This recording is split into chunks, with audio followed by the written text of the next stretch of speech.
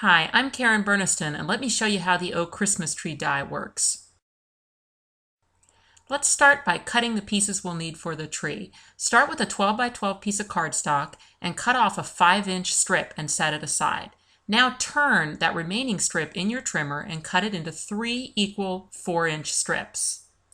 Now one of those strips won't be required. You can set that aside and use it on another project. The other 2 4-inch strips, stack them up, put them in your trimmer, and cut them in half at 3.5 inches. You've got 4 of those pieces, set 3 aside, and fold 1 in half.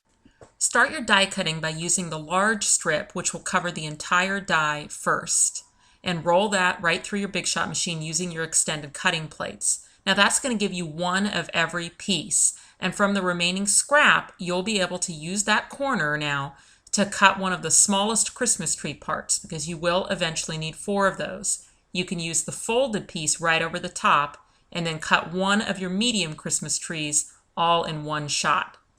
And then your last time through the machine is going to be with those final 2 medium tree parts, and that will get you all the pieces for your tree. Now here's those tree parts: 2 bigs, 4 mediums, 4 smalls, and a base. Start assembly with your big trees. Now one of them, the one that has the notches, also has a little crease at the top to allow you to fold that little triangle down. That allows that tree part to fit through the other one. You want to slide it in until the notch at the bottom is in the slot. So center to center. Now I'll keep that little triangle folded down, get it through the slot, and then unfold it, locking those pieces together. So that is the center of your tree. Now we're going to move on to those medium tree parts, and you'll notice that they all have a slot up the center, and that center slot is always meant to go on your big trees. I'll start by taking one side of my big tree through the center slot on the medium tree until that center slot is in that tall notch on the tree. Then I'll support the top of my medium tree and pull that notch through.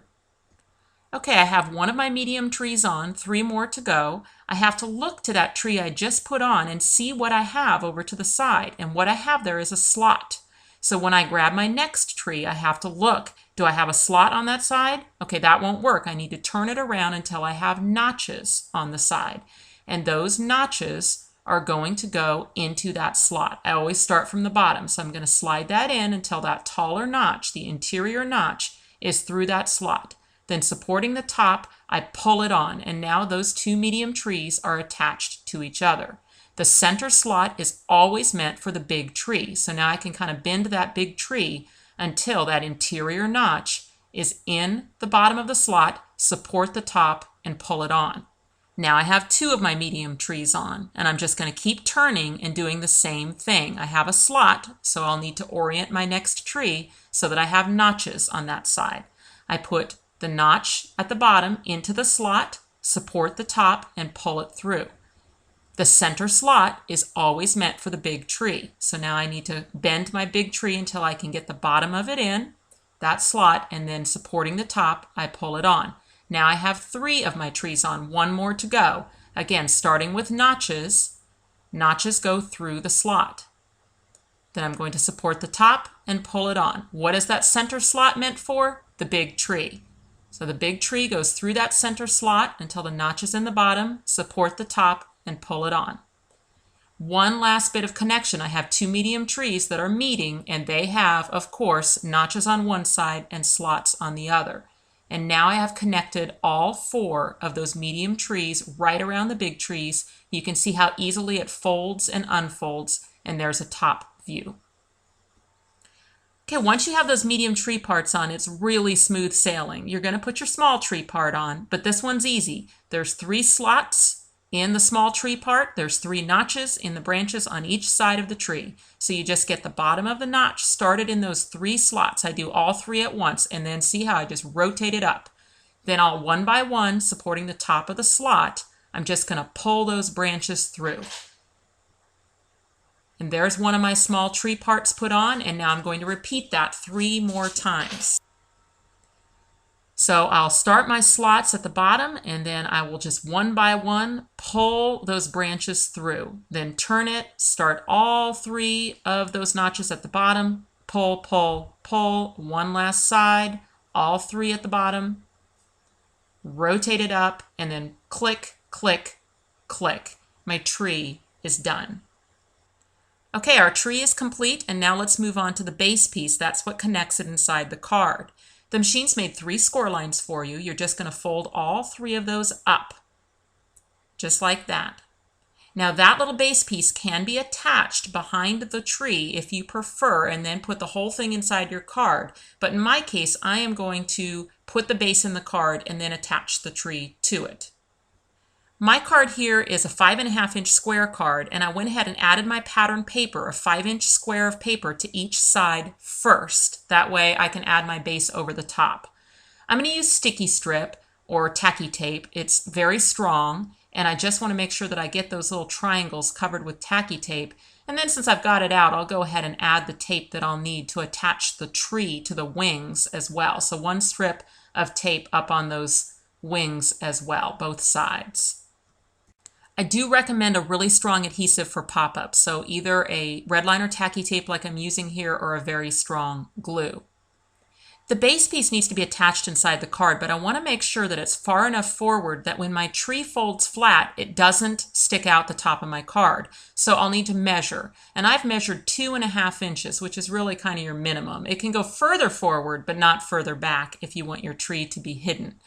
So at that 2.5-inch mark is where I want to attach my base piece, and I want that center line of the base piece to line up with the center of the card.